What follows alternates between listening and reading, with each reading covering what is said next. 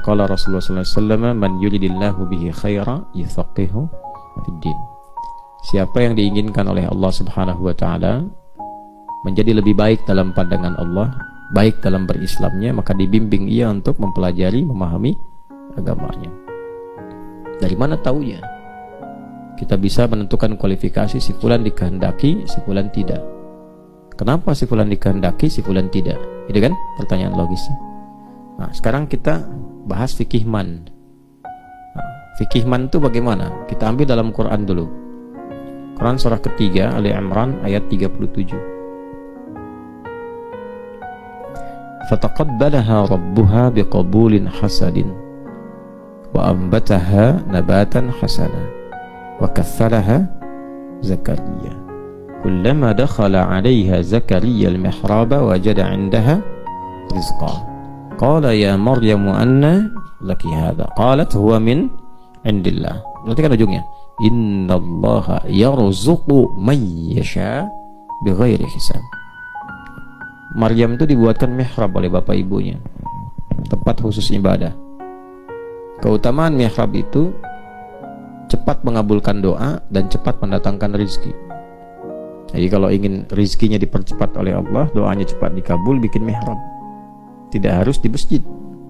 Ya, misalnya di rumah, dah harus satu ruangan. Kalau ada, alhamdulillah. Kalau tak ada, ya sehamparan sejadah. Tapi khususkan untuk ibadah. Jadi jangan dicampuri di luar ibadah. Ya, termasuk urusan-urusan duniawi yang pakai handphone apa semua itu di luar mihrab. Mihrab itu hanya untuk sholat, baca Quran, zikir, itu aja. Itu kalau bisa digunakan demikian, cepat mengabulkan doa. Nah, singkatnya Maryam punya mihrab diisi dengan ibadah yang sempurna dengan ukuran Maryam. Maka yang terjadi apa? Semua rezekinya Allah mudahkan.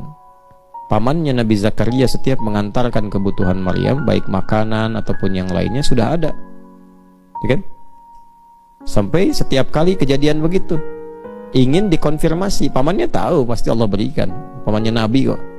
Tapi ingin mengonfirmasi di lisan Maryam untuk menunjukkan kesuksesan Maryam dalam beribadah. Ditanya, Maryam dari mana semua ini? Kok saya antarkan sudah ada. Kadang-kadang di musim yang nggak ada. Musim apel, ada apel, wajar. Ini bukan musim apel, ada apel. Paman mau ngantarkan makanan, sudah ada. Antarkan pakaian, sudah ada. Jadi kan kurang lebih begitulah ilustrasinya. Ditanya apa jawabannya? Ini semua dari Allah. Nah, kalau sudah ada jawaban dari Allah, berarti berhasil pendidikannya. Anak kalau ditanya misalnya kan, dari mana ada ini? Allah yang berikan. Berarti dia menunjukkan ada kesan pembelajaran yang kuat.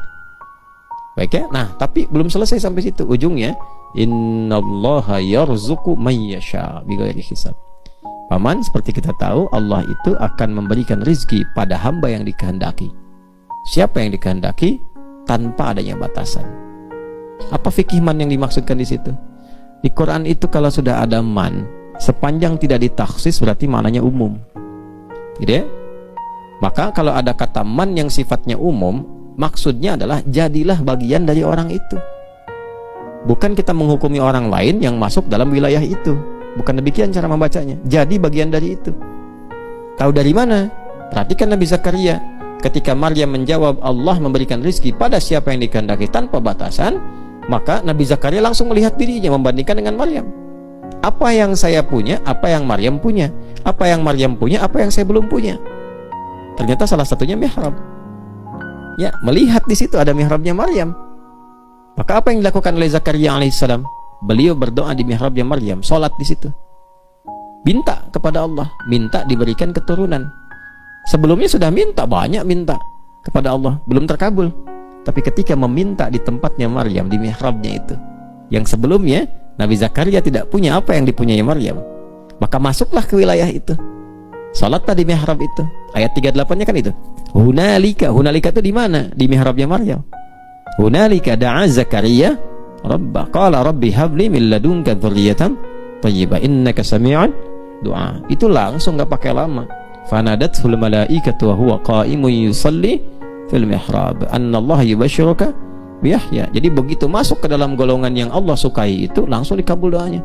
Jadi kalau tadi dikatakan man yuridillahu bihi khaira yufaqihu fid din, siapapun yang dikehendaki oleh Allah untuk menjadi orang baik, maka akan ada dorongan pada dirinya untuk belajar agama.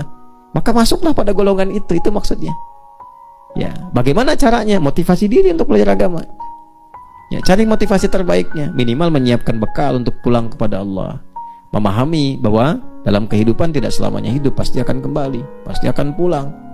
Kemudian dilihat orang-orang yang sukses setelah mempelajari agama, bukan cuma untuk akhiratnya, dunianya juga sukses. Bagaimana orang-orang jahiliyah jadi sukses, bisnisnya sukses. Kok bisa orang bisnis belajar Islam makin sukses bisnisnya? Yang berkedudukan belajar Islam makin tinggi kedudukannya. Gimana caranya tuh? Jadikan motivasi, maka masuklah pada golongan itu. Begitu kita masuk pada golongan itu, belajar Islam dengan benar, sesuai dengan objeknya, sesuai dengan passionnya, maka ketika mendapatkan bagian itu, baru masuk sudah dijadikan oleh Allah sebagai golongan terbaik. Itu maksudnya. Jadi jangan tunggu dan membedakan orang lain dan menghukumi bahwa kita belum masuk ke situ, tidak. Karena pasti setiap manusia itu sepanjang masih hidup akan ada getaran dalam dirinya untuk mengingat Tuhan. Itu bimbingan Allah pertama. Nah, kalau sudah ada itu, langsung sambut. Nah, itu yang dimaksud menjadi man di situ. Dari mana ayatnya? Quran surah ke-29 ayat 69. Walladzina jahadu fina lanahdiyannahum subulana. Kalau orang sudah kami beri petunjuk, dia ikuti, kami tunjukkan jalan-jalan yang lain. Lebih banyak lagi. Ya, Bapak awalnya mungkin dengar info, ada kajian, lihat YouTube, tiba-tiba ikut ta'lim. Senang terus diikutin. Beda kan rasanya? Ya kan? Petunjuknya jadi banyak gitu. Nah, itu yang dimaksud dengan man, yang kita sertakan diri kita berada di wilayah itu. Nanti tinggal kita lihat ciri Allah menjadikan orang baik itu apa. Nah, nanti ada banyak turunan di situ. Nah, contoh nanti Allah berikan ketenangan dulu pada jiwa. Kemudian memberikan furqan. Furqan itu boleh bisa membedakan mana yang betul-betul real, baik, sejati, mana yang fata morgana, mana sesuatu yang benar, mana yang salah. Setelah itu senang dengan Quran, karena di Quran banyak furqan. Syahrul Ramadan alladzi unzila fihi Quran hudal linnasi wa bayyinatin minal huda wal furqan. Jadi kalau orang ngaji Qurannya rajin, tahu, nanti Allah akan berikan petunjuk pada dirinya, mudah membedakan mana pekerjaan benar, mana yang salah. Nah, ini yang ngerjakan pesantren-pesantren ini, bangunan-bangunan teman-teman ini, ya, itu bisa bedakan kan, mana yang kuat, mana yang tidak, mana yang asal-asalan, mana yang serius. Nah, jadi kalau hati kita sudah terpaut dengan benar, kita akan bedakan. Feeling kita tuh kalau nggak bagus gak enak, kalau nggak kuat gak nyaman. Makanya dikuatkan lagi, dibaguskan lagi. Agama juga begitu. Kalau sudah dekat dengan Allah, sholatnya nggak akan asal-asalan. Nggak enak kalau asal-asalan. Gitu ya? Kan terasa ya? Terasa dalam. Nah, itu begitu. Hidup tuh begitu. Ilmu juga begitu. Kalau ilmunya kuat, nggak enak belajarnya setengah-setengah. Nah, manusia itu kalau bukan ada akalnya, atau rohnya, atau fisiknya. Ya, rohnya itu untuk ibadah, akalnya untuk belajar, fisiknya untuk beraktivitas. Semua butuh makanan. Kalau makan asal-asalan kan jadi penyakit ya. Makannya itu sambalnya nanti pas sahur tuh, yang lain jangan dimakan, sakit. Ya, sama, belajar juga begitu. Kalau asal-asalan akalnya sakit. Ya kan? Ya, ibadah juga begitu. Kalau asal-asalan rohnya pasti sakit. Nah, kalau sudah rohnya sakit itu yang paling bahaya. Jadi itu yang dimaksudkan, man yuridillahu bihi khairan yufaqihu fiddin. Kalau Allah inginkan seorang menjadi baik, maka diberikan petunjuk bagi dia untuk mempelajari agama. Nah, petunjuk yang dimaksudkan diberikan kepada kita, kita mesti menyambut, masuklah pada golongan itu. Allahu a'lam bishawab.